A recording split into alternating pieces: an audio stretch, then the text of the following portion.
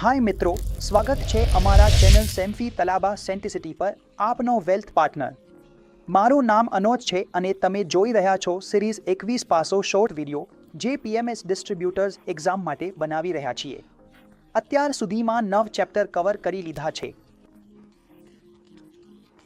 આ છે chapter 10 performance measurement અને પોર્ટફોલિયો મેનેજરનું મૂલ્યાંકન.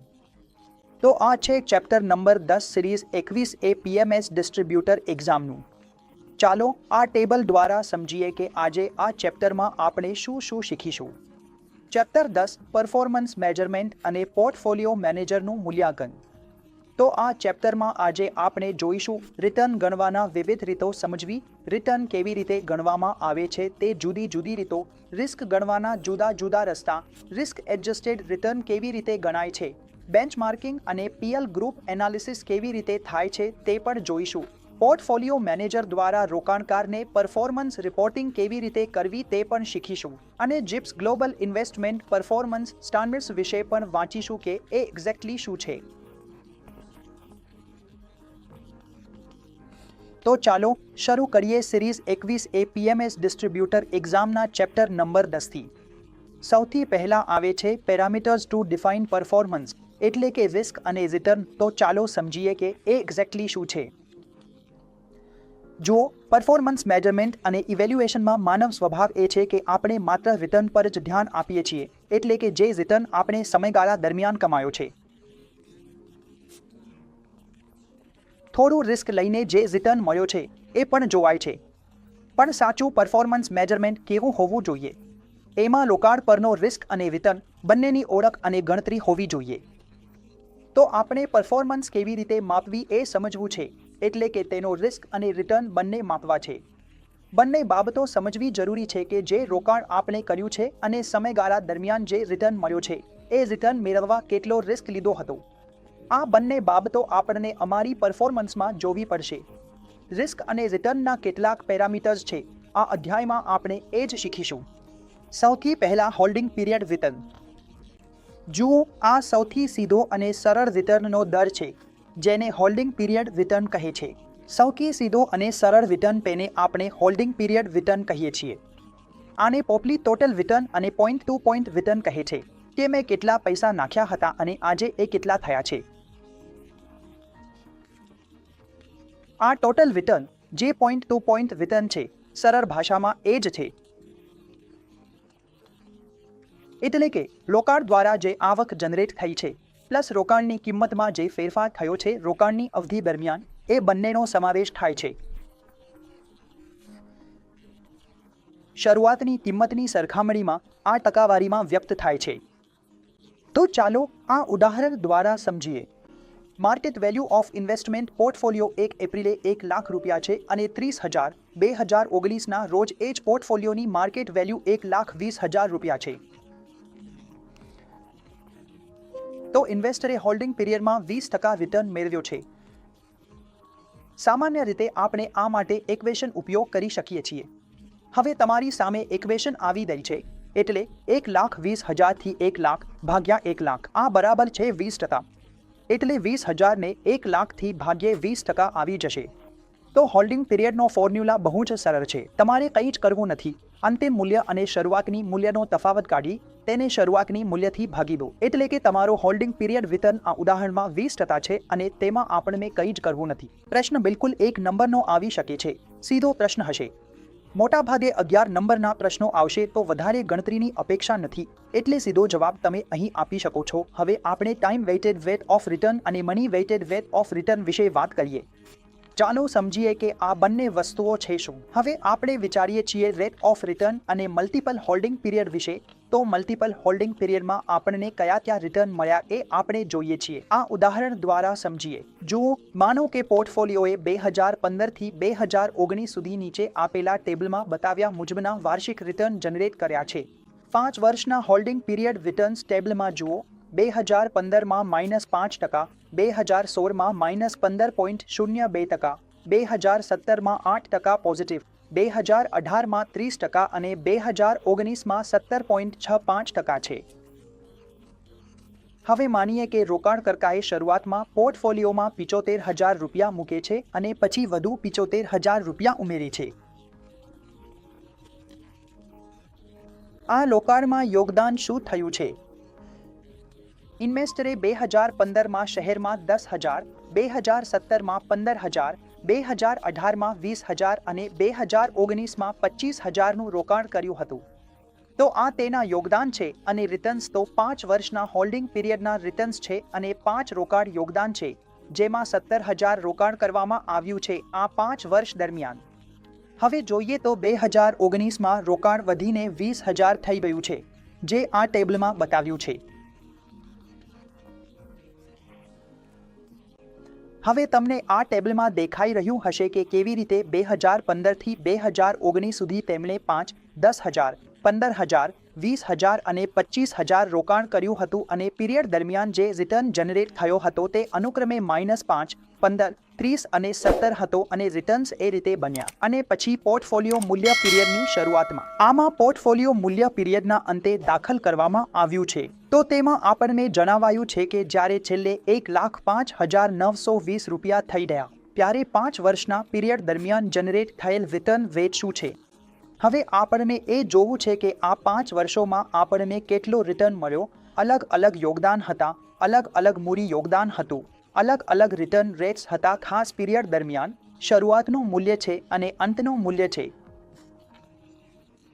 પર એક્ઝેક્ટલી આપણને કેટલો રિટર્ન મળ્યો એ આપણે અહીં જોઈશું. તો ડિસ્કાઉન્ટિંગ દ્વારા રોકાણનું ડોમિનન્ટ મૂલ્ય એટલે કે 1,05,922 પર જે રોકાણ યોગદાન કરવામાં આવ્યું હતું તેના માટે આંતરિક રિટર્ન દર ગણવામાં આવ્યો છે. તો તેમાં જે છે જેને આપણે કહીએ છીએ ને જ આપણે money weighted rate of return પર કહીએ છીએ. તો આપણા ફાઇનાન્શિયલ કેલ્ક્યુલેટર અને સ્પ્રેડશીટ્સમાં તેનો બહુ સરસ ફંક્શન છે ને આપણે સરળતાથી સોલ્વ કરી શકીએ છીએ. એટલે એક રીતે ઇન્ટરનલ રેટ ઓફ રિટર્ન અહીં આ ફોર્મ્યુલા દ્વારા આવી જશે જે ડિસ્કાઉન્ટ કર્યું છે આપણે. તો તમારી સામે સ્ક્રીન પર ફોર્મ્યુલા લાગેલો હશે. ઇન્ટરનલ રેટ ઓફ રિટર્ન છે 15.15%.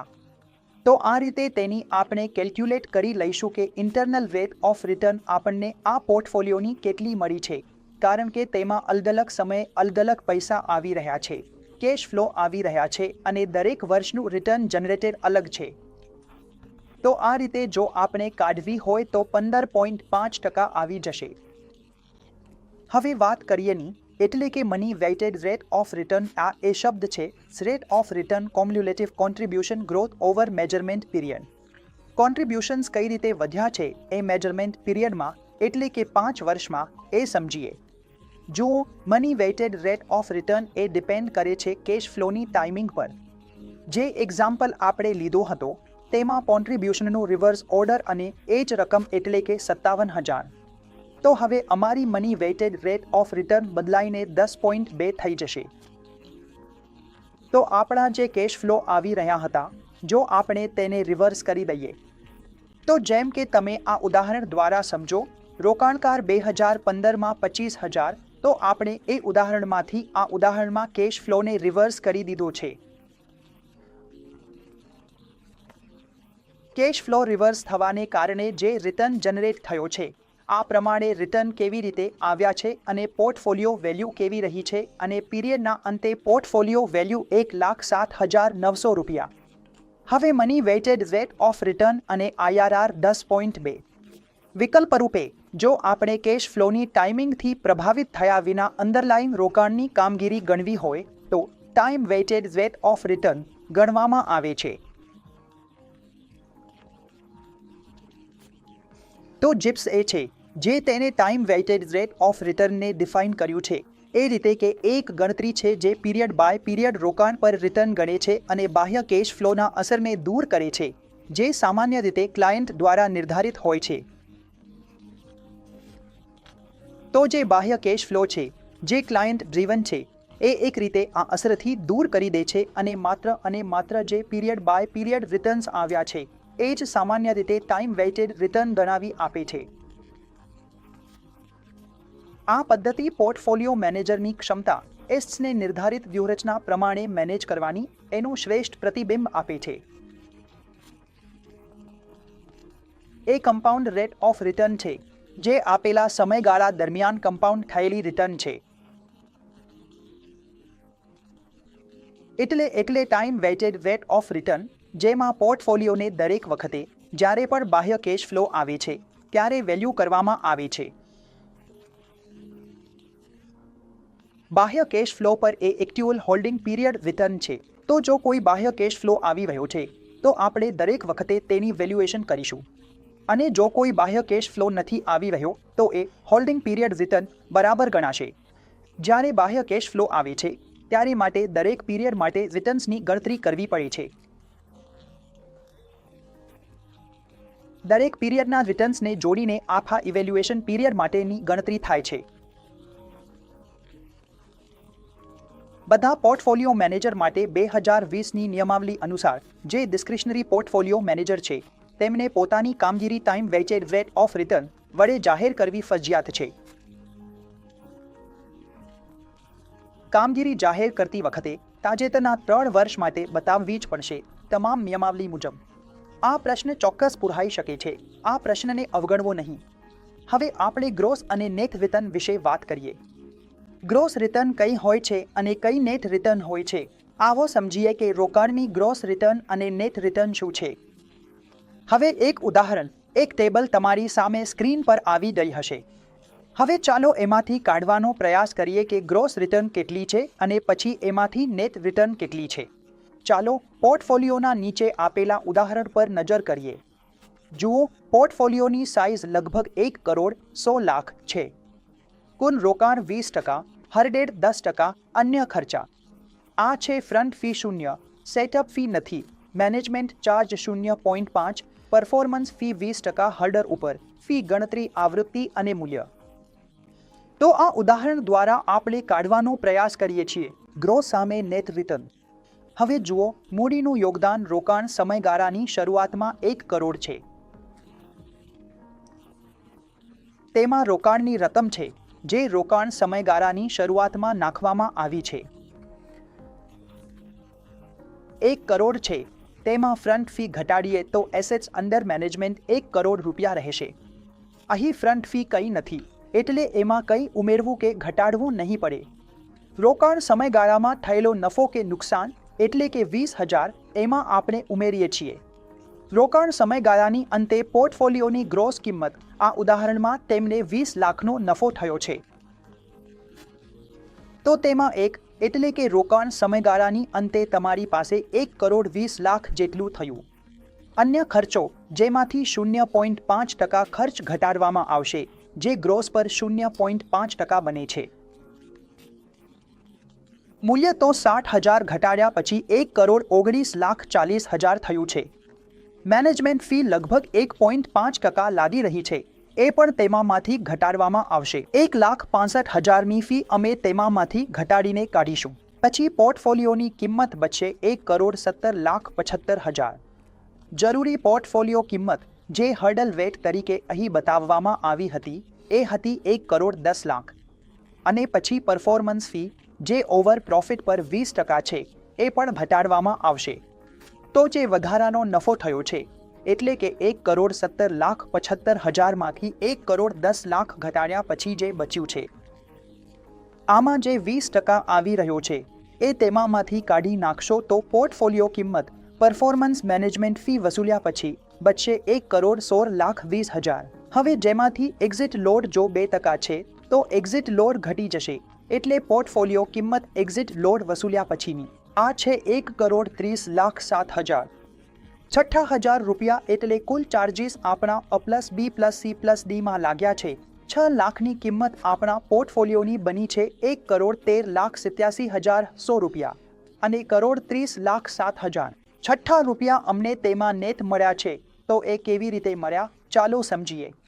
જુઓ, ગ્રોસ રિટર્ન 1 કરોડ 20 લાખમાંથી 1 કરોડ નાખ્યા ડિવાઈડ બાય 1 કરોડ જે આપણે નાખ્યા હતા, તો ગ્રોસ રિટર્ન અહીં સીધો જોશો તો 20% આવ્યો છે.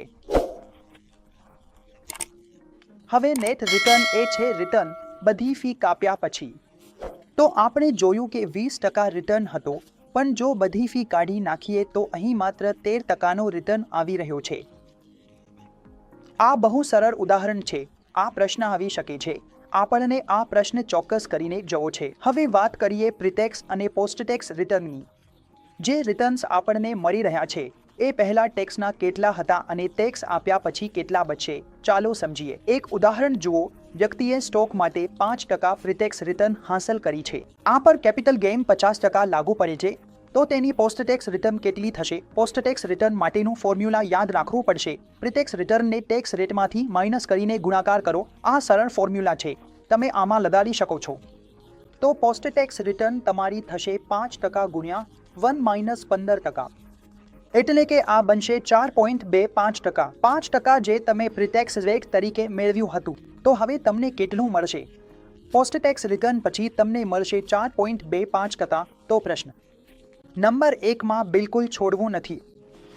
હવે વાત કરીએ કમ્પાઉન્ડેડ એન્યુઅલ ગ્રોથ રેટની. ટાઈગર, ચાલો સમજીએ કે કઈદર શું છે. આ એ ઇન્વેસ્ટમેન્ટનું માપ છે કે વાર્ષિક વૃદ્ધિ દર કેટલો રહ્યો છે સમયગાળામાં કમ્પાઉન્ડિંગ સાથે. એટલે કે અમુક સમયગાળામાં કમ્પાઉન્ડિંગ ઇફેક્ટ સાથે આપણો વાર્ષિક વૃદ્ધિ દર શું રહ્યો છે. તો આ આપણને કઈદર બતાવે છે. આ એ માન્યતા રાખે છે કે ડિવિડન્ડ ઇન્કમ જે ડિક્લેર થઈ છે તે ફરીથી એ જ ઇન્વેસ્ટમેન્ટમાં માર્કેટ પ્રાઇસ પર રિઇન્વેસ્ટ થઈ ગઈ છે. તો જ્યારે આ બધું જ ઇન્વેસ્ટમેન્ટ ફરીથી રિઇન્વેસ્ટ થઈ જાય છે, ત્યારબાદ જે રિટર્ન્સ એ સમયગાળા દરમિયાન મળે છે તેને કઈદર કહેવામાં આવે છે. અને કઈગરનું ફોર્મ્યુલા તમારી સ્ક્રીન પર છે. Divide by P divide by T -1 આ રીતે તમે કાઢી શકો છો. અહીં closing wealth, P opening wealth, P સમયગાળો. સરળ રીતે આપણે કઈદર કાઢી શકીએ છીએ. હવે આપણે વાત કરીએ છીએ કેશ ડ્રેગ રિટર્નની. જો પોર્ટફોલિયો મેનેજરો ઘણીવાર વિવિધ કારણોસર રોકાણકાર દ્વારા કરાયેલ સમગ્ર મૂડી યોગદાનને સંપૂર્ણ રીતે રોકાણમાં લગાડતા નથી. માર્કેટમાં વિવિધ કારણોસર જ્યારે રોકાણ અવધિ માટે રિટર્નની ગણતરી કરવામાં આવે છે ત્યારે રોકાણકાર દ્વારા કરાયેલ મૂડી યોગદાનને ધ્યાનમાં લેવું જરૂરી છે. તો સીધી વાત છે કે જ્યારે આપણે રોકાણ અવધિ માટે રિટર્ન ગણીએ છીએ ત્યારે રોકાણકાર દ્વારા કરાયેલ મૂડી યોગદાનને ફરીથી ધ્યાનમાં લેવું જરૂરી છે. એવું જોવા મળ્યું છે કે પોર્ટફોલિયો મેનેજરો પહેલા કેશ ઘટકને રિટર્ન ગણવામાં ગણતરીમાં લેતા નહોતા, એટલે કે કેશ ડ્રેગને અવગણતા હતા, જેના કારણે આ પ્રેક્ટિસ રિટર્નને ખોટી રીતે દર્શાવે છે. હવે ઉદાહરણ જુઓ. એક રોકાણકારે 10 લાખ રૂપિયા રોકાણ કર્યા, એટલે કે 1 કરોડ રૂપિયા ઇક્વિટી રોકાણમાં નાખ્યા. મેનેજરે 17% ઇક્વિટી અને 25 લાખ લિક્વિડ ફંડ્સમાં હતા સમગ્ર અવધિ માટે. ઇક્વિટી એક્સપોઝરે 7% રિટર્ન જનરેટ કર્યું, જ્યારે લિક્વિડ ફંડે 4% રિટર્ન આપ્યું. તો રોકાણ પર રિટર્ન કેટલી થઈ? જો આપણે કેશ ડ્રેગને અવગણીએ તો એસ એક્સપેક્ટેડ 7 લાખને 17 લાખથી ભાગીએ તો 10% થાય છે. 17 લાખ જે ઇક્વિટીમાં હતા તેને 7.5 લાખ કમાઈ આપ્યા છે. તો એ 10% છે જો આપણે કેશને અવગણીએ તો.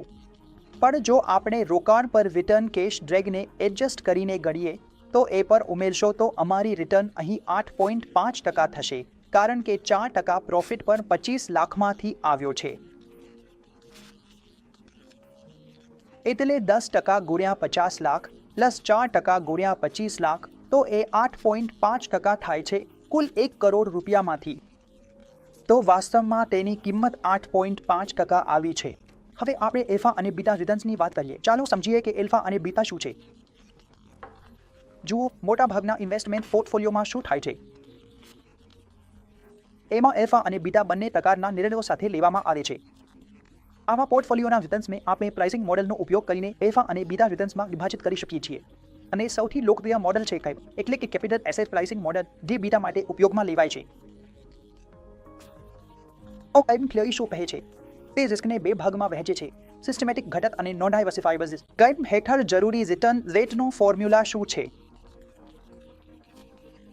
તો કાઇપ મોડેલ હેઠળ જરૂરી રિટર્ન રેટ છે પ્લસ બીટા ગુણ્યા RM માઇનસ. એટલે કે આપણા પોર્ટફોલિયોના રિટર્નમાંથી રિસ્ક ફ્રી રેટ માઇનસ કરીને એ ડિફરન્સને બીટા સાથે ગુણ્યા કરીએ અને પછી એ મૂલ્યને રિસ્ક ફ્રી રેટમાં ઉમેરીએ. આવું કરીએ તો આપણો કાઇપ બીટા મળી જાય છે. કઈ મોડલ પરથી એક પ્રશ્ન ચોક્કસ આવી શકે છે. આ પર ખાસ ધ્યાન આપવાની જરૂર છે અને તમે આને સરળતાથી કાઢી શકો છો. ખૂબ સરળ છે. તો આ તો થયું બેટા. હવે આપણે અલ્ફા વિશે વાત કરીએ. જુઓ, અલ્ફા એ સીધી વાત છે. અલ્ફા એટલે બેન્ચમાર્ક સ્કીમ રિટર્નમાંથી બેન્ચમાર્ક રિટર્ન ઘટાડો. જો આંકડો પોઝિટિવ હોય તો તમારો અલ્ફા પોઝિટિવ છે અને જો આંકડો નેગેટિવ હોય તો નેગેટિવ અલ્ફા. તો માનો કે તમારો પોર્ટફોલિયો રિટર્ન 50% આવ્યો અને બેન્ચમાર્ક તમારો 12% હતો, તો અહીં તમે 3%નો અલ્ફા ક્રિએટ કર્યો છે, એટલે કે 3%નો પોઝિટિવ અલ્ફા. અને આ એક રીતે ફંડ મેનેજરની ક્ષમતા પણ બતાવે છે. બેન્ચમાર્કને આઉટ પરફોર્મ કરો એટલે આ રીતે આપણે અલ્ફા ક્રિએટ કરીએ છીએ. હવે આપણે પોર્ટફોલિયો રિટર્ન વિશે વાત કરીએ. પોર્ટફોલિયો રિટર્ન કેવી રીતે ગણવી એ જોઈએ. સિક્યુરિટી બી, સી, ડી પર રિટર્ન્સ આપવામાં આવ્યા છે. આ ઉદાહરણમાં તે છે 15, 10 અને 12%. અને પોર્ટફોલિયોમાં તેમના વેઇટ પણ આપવામાં આવ્યા છે. 20, 20, 30%. સરળ છે, કોઈ ફોર્મ્યુલા નથી, ફક્ત સરળ ગણતરી છે. આ એક નંબરનો પ્રશ્ન આવી શકે છે. તો તમે કરી શકો છો 15% ગુણ્યા 30% પ્લસ 10% ગુણ્યા 20% પ્લસ 12% ગુણ્યા 20% પ્લસ 18% ગુણ્યા 13%. આ બધું કર્યા પછી તમારો પોર્ટફોલિયો રિટર્ન 14.30% આવશે. દરેક સિક્યોરિટીમાં વજનને ધ્યાનમાં લીધા પછી પોર્ટફોલિયો રિટર્નની ગણતરી ખૂબ જ સરળ છે. આ એક ઉદાહરણ છે. તમને પ્રશ્ન આવી શકે છે અને તમારે જરૂરથી કરવો જ છે. હવે આપણે રિસ્ક મેજર્સની વાત કરીએ છીએ. ચાલો સમજીએ કે રિસ્ક મેજર્સ કયા કયા હોય છે. ટોટલ રિસ્ક અને ડાઉનસાઇડ રિસ્ક. જુઓ, રિસ્ક શું છે? જો હું વાત કરું તો નુકસાન થવાની શક્યતા અને રોકાણ માટેની હાનિ. આ રીતે રિસ્કની વ્યાખ્યા આપી શકાય છે. હવે અહીં રિસ્કની વ્યાખ્યા શું હોઈ શકે છે? જ્યારે તમારું પોર્ટફોલિયો નુકસાનની શક્યતા લાગે અથવા માઇનસમાં દેખાય તો તેને રિસ્ક કહેવામાં આવે છે. રિસ્ક શું છે? જ્યારે આપણે રોકાણ કરીએ છીએ ત્યારે આપણું પોર્ટફોલિયો, આપણે જે રકમ રોકાણ કરી છે તે માઇનસમાં જઈ શકે છે.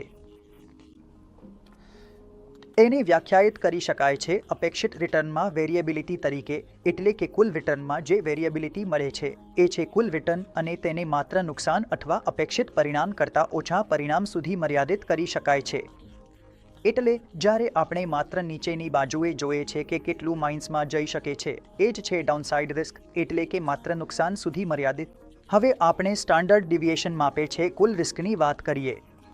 સ્ટાન્ડર્ડ ડિવિએશન આપણને શું બતાવે છે?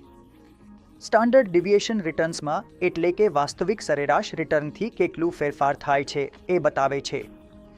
ઉદાહરણ તરીકે, કોઈ પોર્ટફોલિયો મેનેજમેન્ટ સર્વિસે એક વર્ષમાં 15% રિટર્ન આપ્યું, પછીના વર્ષે -15% આપ્યું અને ત્રીજા વર્ષે ઉદાહરણ તરીકે તેને 5% રિટર્ન આપ્યું.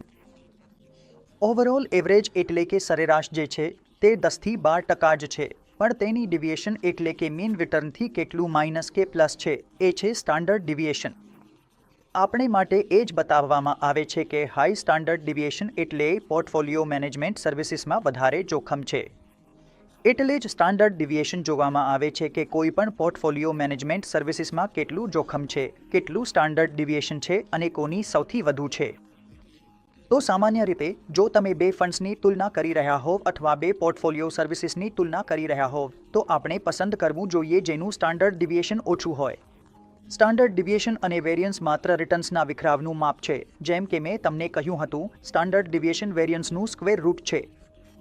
જો વેરિયન્સ આવે તો ગભરાવાનું નથી. વેરિયન્સ પણ આપણને કુલ જોખમ વિશે જ બતાવે છે, પણ સ્ટાન્ડર્ડ ડિવિએશન ગણિતીય રીતે વેરિયન્સનું સ્ક્વેર રૂટ છે. હવે આપણે રિસ્ક એડજસ્ટેડ પરફોર્મન્સ વિશે વાત કરીએ. રિસ્ક પરફોર્મન્સ માટે કેટલાક રેશિયો છે. ચાલો સમજીએ કે કયા કયા છે. સૌથી પહેલા આવે છે શાર્પ રેશિયો. જુઓ, શાર્પ રેશિયો બહુ જ સરળ છે. પહેલા ફોર્મ્યુલા સમજાવું છું, પછી કહું છું કે કેવી રીતે કામ કરે છે. RP - RF divide by standard deviation. RP એટલે પોર્ટફોલિયોના રિટર્ન માઇનસ રિસ્ક, પછી રિટર્નને સ્ટાન્ડર્ડ ડિવિએશનથી ભાગાકાર કરીશું. ખૂબ જ સરળ પ્રશ્ન આવશે.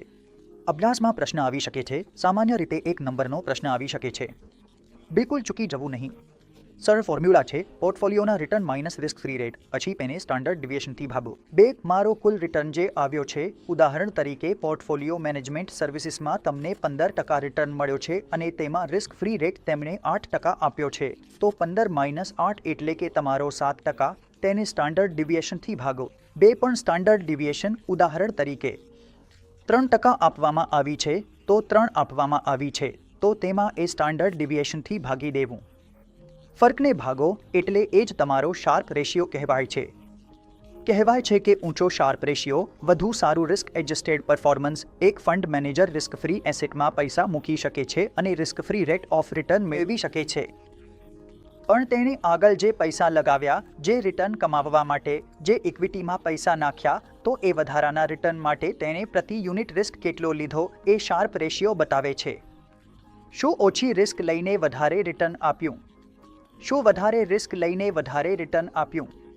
કે પછી સામાન્ય રિસ્ક લઈને સામાન્ય રિટર્ન આપ્યું? તો એ બતાવે છે શાર્પ રેશિયો. એટલે જ આપણે જે એક્સેસ રિટર્ન છે રિસ્ક પીરિયડ ઉપર, એને આપણે માઇનસ કરીને સ્ટાન્ડર્ડ ડિવિએશન જે આપણું છે, જે રિસ્ક બતાવે છે, એથી ડિવાઈડ કરી દઈએ છીએ. તો જે આંકડો આવે છે એને શાર્પ રેશિયો કહેવામાં આવે છે. ઉચ્ચ શાર્પ રેશિયો એ બતાવે છે કે તમે બેસ્ટ ફંડ્સ પસંદ કરી રહ્યા છો. બીજું, પોર્ટફોલિયો મેનેજમેન્ટ સ્કિલ્સ પસંદ કરી રહ્યા છો. તો જેમનું શાર્પ રેશિયો વધારે હશે એને આપણે પસંદ કરીશું. ટ્રેનર રેશિયોનો ફોર્મ્યુલા પણ શાર્પ રેશિયોની જેમ જ છે, ફક્ત ક્રીમાં નીચે બીટા આવી જાય છે. તો અહીં આપણે ફક્ત બીટા મૂકી દઈશું, બસ એ જ છે, બીજું કશું નહીં. પોર્ટફોલિયોની એક્સેસ રિટર્નને બીટાથી ભાગ્યા પછી જે આવે છે એ ટ્રેનર રેશિયો છે.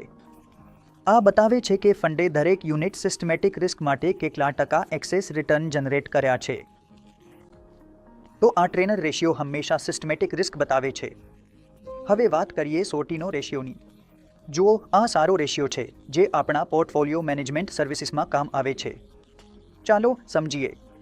સોટીનો રેશિયો ગણવા માટે પોર્ટફોલિયોની એક્સેસ રિટર્નને પોર્ટફોલિયોની સેમી સ્ટાન્ડર્ડ ડિવિએશનથી ભાગી દઈશું. શાર્પ રેશિયોમાં માત્ર સ્ટાન્ડર્ડ ડિવિએશન નીચે લેવાતું હતું, પણ અહીં સેમી સ્ટાન્ડર્ડ ડિવિએશન લઈશું. હવે જોઈએ કે સેમી સ્ટાન્ડર્ડ ડિવિએશન એ એક્ઝેક્ટલી શું છે. સેમી સ્ટાન્ડર્ડ ડિવિએશન એ સ્ટોક્સની ડિવિએશન છે. સ્ટાન્ડર્ડ ડિવિએશન છે જે માઇનસમાં છે, એટલે કે જે નીચે જઈ રહી છે. તો ફોર્મ્યુલા ફરીથી બહુ સરસ છે, બહુ સરળ છે. RP - RF divide by semi standard deviation of the portfolio. ત્રણેય વસ્તુઓ લખેલી હશે, તમે ખૂબ સારી રીતે સમજાવી શકો છો. શાર્પે અન્ય ratio, registered return ratio, high level કોટીનો રેશિયો, ઇન્ડિકેસ સુપિરિયર, ફરીથી હાઈ અને કોટીનો રેશિયો પણ પ્રેફર્ડ છે. હવે વાત કરીએ ઇન્ફોર્મેશન રેશિયો વિશે, જે ફરીથી ખૂબ જ મહત્વપૂર્ણ રેશિયો છે, જેનો ઉપયોગ થાય છે અને તેના પર ઘણા પ્રશ્નો આવી શકે છે. ચાલો સમજીએ કે ઇન્ફોર્મેશન રેશિયો શું હોય છે. અને એપ્રેઝલ રેશિયો જુઓ. જો તમને આ નક્કી કરવું હોય કે જે ઓબ્ઝર્વડ અલ્ફા જે કોઈ ફંડ મેનેજરે બનાવ્યું છે, અલ્ફામાં જે મેં તમને કહ્યું હતું એ છે એક્સેસ રિટર્ન અને બેન્ચમાર્ક, બરાબર છે. તો એ અલ્ફા જે ફંડ મેનેજરે બનાવ્યું છે એ સ્કિલના કારણે છે કે બસ યાદચ્છિક રીતે થઈ ગયું છે. એટલે કે તેને માટે કંઈક સ્કિલ્સ, કોર્સ, ફંડ મેનેજર પોતાની સ્કિલ્સનો ઉપયોગ કરે છે, પણ છતાંય આ ઇન્ફોર્મેશન રેશિયો આપણને એ જ બતાવે છે. એપ્રેઝલ રેશિયો એ બતાવે છે કે સ્કિલના કારણે છે કે બસ યાદચ્છિક રીતે થઈ ગયું છે. અને આપણે ઇન્ફોર્મેશન અને રિઝલ્ટ રેશિયો પણ ગણવી શકીએ છીએ, જેનું ફોર્મ્યુલા આપેલું છે માઇનસ, એટલે કે પોર્ટફોલિયોની રિટર્ન માઇનસ બેન્ચમાર્કની રિટર્ન, અને તેને ડિવાઈડ કરીએ છીએ પોર્ટફોલિયો અને બેન્ચમાર્કની રિટર્ન વચ્ચેના ડિફરન્સના સ્ટાન્ડર્ડ ડિવિએશનથી. તો બંનેની રિટર્ન કાઢીને પોર્ટફોલિયોની રિટર્ન માઇનસ બેન્ચમાર્કની રિટર્ન અને તેને સ્ટાન્ડર્ડ ડિવિએશનથી ભાગીએ, બંનેના ડિફરન્સને એ જ કહેવાય છે ઇન્ફોર્મેશન રેશિયો. બસ એટલું જ. હવે આપણે પરફોર્મન્સ ઇવેલ્યુએશન અને બેન્ચમાર્કિંગ વિશે વાત કરીએ છીએ.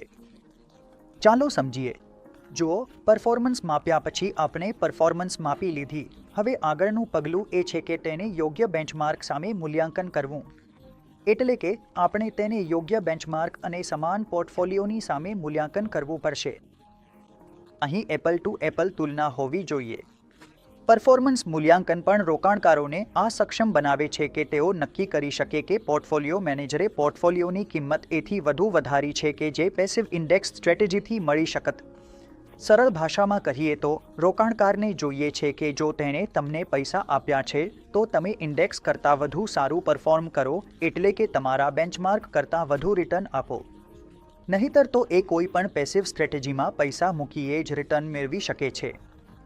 એટલે એક રીતે ફંડ મેનેજરે રોકાણકારને રિસ્ક એડજસ્ટેડ રિટર્ન કમાવી આપવી પડે છે અને એ જ અપેક્ષા રાખવામાં આવે છે જ્યારે રોકાણકાર પોર્ટફોલિયો મેનેજમેન્ટ સર્વિસીસમાં રોકાણ કરે છે. હવે આપણે ઇન્ડેક્સીસના બેન્ચમાર્કિંગ માટેના લક્ષણો જોઈએ. તો બેન્ચમાર્કિંગ માટે અમુક લક્ષણો હોય છે. ઇન્ડેક્સની કઈ લક્ષણો આપણે જોવી જોઈએ? એક સારો બેન્ચમાર્ક નીચેના માપદંડોને પૂર્ણ કરી શકે એવો હોવો જોઈએ. તમારી સ્ક્રીન પર હવે કેટલીક માહિતી આવી છે કે સારો બેન્ચમાર્ક કેવો દેખાવો જોઈએ. બેન્ચમાર્કમાં સમાવિષ્ટ ઘટકોની ઓળખ અને તેમના વજન સ્પષ્ટ રીતે નિર્ધારિત હોવા જોઈએ. કયા ઘટકો છે અને તેમના વજન શું છે એ બેન્ચમાર્કમાં સરળ ભાષામાં આવવું જોઈએ. બેન્ચમાર્ક એ એવી વસ્તુ હોવી જોઈએ જેમાં રોકાણ શક્ય હોય. તો એમાં પેસિવ એક્સપોઝર પણ એ જ રીતે શક્ય હોવું જોઈએ, એટલે કે તમે તમારા પૈસાનો એક્સપોઝર પણ લઈ શકો. બેન્ચમાર્ક એ પોર્ટફોલિયો ઇન્વેસ્ટમેન્ટ અભિગમ સાથે સુસંગત હોવું જોઈએ, એટલે કે જે રીતે તમે પોર્ટફોલિયો માટે રોકાણ કરો છો એ જ રીતે બેન્ચમાર્ક પણ હોવું જોઈએ. ઉદાહરણ તરીકે, જો પોર્ટફોલિયો અભિગમ કહે છે કે બ્લુ ચિપ સ્ટોક્સમાં રોકાણ કરવું છે, તો બેન્ચમાર્કિંગ પણ એ જ રીતે બ્લુ ચિપ સ્ટોક્સમાં જ હોવું જોઈએ. બેન્ચમાર્ક એ પોર્ટફોલિયોની જેમ જ રિસ્ક રિટર્ન પ્રોફાઇલ ધરાવતું હોવું જોઈએ અને બેન્ચમાર્કની કામગીરી માપી શકાય તેવી હોવી જોઈએ. આ બધી બાબતો એક સારા બેન્ચમાર્કમાં હોવી જોઈએ. તમે કસ્ટમાઇઝર બેન્ચમાર્ક પણ બનાવી શકો છો. તો ક્યારેક માર્કેટ આધારિત ઇન્ડેક્સીસ સારા બેન્ચમાર્ક માટેના માપદંડો પર ખરા ઉતરતા નથી. જેમ કે માર્કેટમાં કેટલાક બેન્ચમાર્ક છે, જેમ કે NSE છે, સેન્સેક્સ છે, પણ કેટલાક પોર્ટફોલિયોમાં એ લાગુ પડતા નથી. જો માપદંડો પૂરા કરી શકીએ છીએ તો આપણે આપણા પોર્ટફોલિયો મેનેજરની ઇન્વેસ્ટમેન્ટ સ્ટ્રેટેજી અને સ્ટાઇલના આધાર પર પોતાનો એક કસ્ટમાઇઝ્ડ બેન્ચમાર્ક પણ બનાવી શકીએ છીએ. અને પછી પોર્ટફોલિયો મેનેજર ઇન્વેસ્ટમેન્ટ યુનિવર્સમાંથી સૌથી આકર્ષક સિક્યુરિટીઝ પસંદ કરે છે, જેથી બેન્ચમાર્કની આવશ્યકતાઓનું પાલન થાય, જે સેબીએ ફરજિયાત રાખ્યું છે. પણ તેનો ગેરલાભ એ છે કે આ બેન્ચમાર્કને જાળવવાની કિંમત ઘણી વધારે આવશે. માર્કેટ આધારિત પદ્ધતિ ઉપયોગ કરો તો તમને ત્યાં થોડી વધારાની ફી ચૂકવવી જ પડશે. હવે આપણે જોઈએ છીએ કે રોકાણકારને પરફોર્મન્સ રિપોર્ટિંગ કેવી રીતે કરવી, એટલે કે રોકાણકારને પરફોર્મન્સ કેવી રીતે બતાવવી, શું બતાવવું, ચાલો જોઈએ. તો SBI પોર્ટફોલિયો મેનેજર નિયમન કહે છે કે રોકાણકારને રિપોર્ટિંગ માટે નીચેના પરિમાણો અનુસરો. તો આ બધા જ પેરામીટર્સ છે જે આપણે રોકાણકારને પરફોર્મન્સ રિપોર્ટ કરતા પહેલા જોવું પડશે. હવે જુઓ, આ બધું તમારી સ્ક્રીન પર આવી ગયું છે. 2. કમ્પોઝિશન, પોર્ટફોલિયોની કિંમત, સિક્યોરિટીની વિગત, સિક્યોરિટીની સંખ્યા, સિક્યોરિટીની કિંમત, પોર્ટફોલિયોમાં હોલ્ડિંગ, યુનિટ્સ ઓફ ગોલ્ડ, માલની કિંમત, બધી જ વસ્તુઓ આવી જશે. રિપોર્ટિંગ પીરિયડ દરમિયાન થયેલા ટ્રાન્ઝેક્શન્સ, જેમાં ટ્રાન્ઝેક્શનની તારીખ, ખરીદી અને વેચાણની વિગતો પણ આવી જશે. પીરિયડ દરમિયાન મળેલ વ્યાજ કે કોઈ પણ વ્યાજ, dividend, bonus share, rights issue, આ બધું પણ તેમાં આવરી લેવાશે. પોર્ટફોલિયો મેનેજમેન્ટમાં ક્લાયન્ટ માટે થયેલા ખર્ચ પણ તેમાં આવી જશે અને પોર્ટફોલિયો મેનેજરે લીધેલા રિસ્કની વિગતો પણ આવી જશે. રેકમેન્ડેડ પોર્ટફોલિયો મેનેજર દ્વારા જે પણ રોકાણ કરવામાં આવ્યું છે તેની વિગતો પણ તેમાં આવશે. કૂપન પેમેન્ટમાં કોઈ ડિફોલ્ટ થયો હોય તો તેની વિગતો, કેપિટલ ડિપ્લોયમેન્ટમાં કોઈ ડિફોલ્ટ થયો હોય તો તેની વિગતો પણ તેમાં આવશે. ડિસ્ટ્રીબ્યુટર્સને ચૂકવવામાં આવેલ કમિશનની વિગત પણ તેમાં આવશે. તો આ બધી જ બાબતો પરફોર્મન્સ રિપોર્ટિંગમાં આવરી લેવાશે. એક રોકાણકારને જણાવવું જરૂરી છે. હવે આપણે વાત કરીએ છીએ GIPS એટલે કે ગ્લોબલ ઇન્વેસ્ટમેન્ટ પરફોર્મન્સ સ્ટાન્ડર્ડ્સની. ચાલો જોઈએ કે એ શું છે. તો GIPS રોકાણ સમુદાયને ઇન્વેસ્ટમેન્ટ મેનેજમેન્ટ ફર્મ્સ માટે એથિકલ સ્ટાન્ડર્ડ્સનો એક સેટ આપે છે, જેનું પાલન કરીને તેઓ પોતાના પરફોર્મન્સના પરિણામો સંભવિત ક્લાયન્ટ્સને રજૂ કરે છે. આ એક આંતરરાષ્ટ્રીય સ્તરના સ્ટાન્ડર્ડ્સ છે જે ખૂબ જ એથિકલ છે. તેમાં સ્પષ્ટ રીતે જણાવવામાં આવે છે કે મેનેજમેન્ટ ફર્મે પોતાના પરફોર્મન્સ કેવી રીતે બતાવવું જોઈએ સંભવિત ક્લાયન્ટ્સ માટે. સરળ ભાષામાં કહીએ તો GIPS એડવર્ટાઇઝમેન્ટ માટે કેટલીક માર્ગદર્શિકાઓ આપે છે. ચાલો સમજીએ કે એ કઈ છે. જૂના એડવર્ટાઇઝમેન્ટ જેમાં કમ્પ્લાયન્સનો દાવો કરવામાં આવે છે, તેમાં નીચેની બાબતો આવવી જોઈએ. ફર્મનું વર્ણન આવવું જોઈએ. રસ ધરાવતી પાર્ટી કેવી રીતે પ્રેઝન્ટેશન મેળવી શકે છે તેની માહિતીની આવશ્યકતાઓ સાથે કમ્પ્લાયન્સ, GIPS એડવર્ટાઇઝિંગ ગાઈડલાઇન્સ અને કમ્પ્લાયન્સ સ્ટેટમેન્ટ, એડવર્ટાઇઝ થતી સ્ટ્રેટેજીનું વર્ણન, period to date composite performance result, composite results અને બંનેના સંપૂર્ણ સમયગાળાના પરફોર્મન્સ. તો કયા કયા છે એ? પ્રથમ, 3 અને 5 વર્ષના એન્યુલાઇઝ્ડ કમ્પોઝિટ પરફોર્મન્સ રિટર્ન્સ. વર્ષના અંતે સ્પષ્ટ રીતે ઓળખી શકાય તેવી તારીખ. ઓછામાં ઓછા 5 વર્ષના એન્યુઅલ કમ્પોઝિટ પરફોર્મન્સ રિટર્ન્સ એટલે કે એન્યુઅલ રિટર્ન્સ એ જ સમયગાળા માટે ગણવામાં આવવી જોઈએ. 7મો પોઈન્ટ એ છે કે પરફોર્મન્સ ગ્રોસ છે કે net of investment management fee એ લખવું પડશે. યોગ્ય કમ્પોઝિટ બેન્ચમાર્ક આપવું પડશે. પરફોર્મન્સ દર્શાવવા માટે કઈ કરન્સી વાપરવામાં આવી છે તેની વિગતો આપવી પડશે.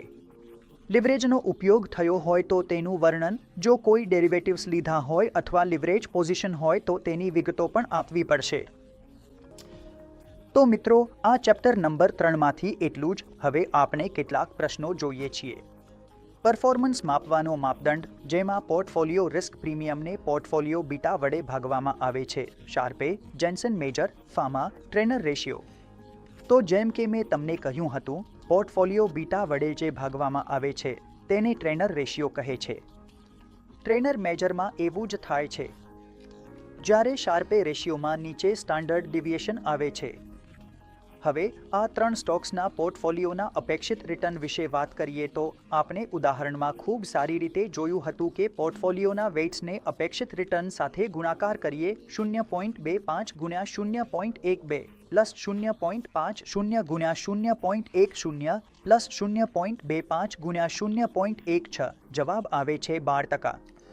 તો તમે આ રીતે જવાબ આપી શકો છો. પ્રશ્ન number 3, Sharpe performance measure portfolio risk પ્રીમિયમને સ્ટાન્ડર્ડ ડિવિએશન વડે ભાગે છે. Variance, slope of characteristic line અથવા રિસ્ક પીરિયડ. તો ખૂબ સરળ છે. શાર્પે રેશિયો મેં કહ્યું હતું માઇનસ ભાગ્યા સ્ટાન્ડર્ડ ડિવિએશન. તો અહીં જવાબ છે standard deviation of the rate of return portfolio performance measure of information ratio. તો ઇન્ફોર્મેશન રેશિયો એ શું કરે છે? એ ફક્ત portfolio risk, match benchmark risk, portfolio રિટર્ન્સની તુલના અપેક્ષિત રિટર્ન્સ સાથે કરે છે. પોર્ટફોલિયો પરફોર્મન્સ રિસ્કની દરેક યુનિટના આધારે સરેરાશ ડિફરન્શિયલ રિટર્ન પ્રતિ unit of variability of differential return ગણવામાં આવે છે. તો જવાબ છે ડી. તો મિત્રો, ખૂબ ખૂબ આભાર. વિડિયો સાથે જોડાયેલા રહેવા માટે. જો તમને ચેપ્ટર 10નો આ વિડિયો પસંદ આવ્યો હોય તો કૃપા કરીને આ વિડિયોને લાઇક કરો, શેર કરો અને અમારી ચેનલને સબસ્ક્રાઇબ કરો. અમારા વિડિયોઝ જોવા માટે તમે આઈ બટન પર ક્લિક કરી શકો છો, જ્યાં તમને બધા વિડિયોઝના લિંક્સ મળી જશે. સિરીઝ 5નું લિંક પણ તમને ત્યાં મળશે. સિરીઝ 21ના ચેપ્ટર્સ જોવા માટે તમે અમારી પ્લેલિસ્ટમાં જઈ શકો છો. ખૂબ ખૂબ આભાર.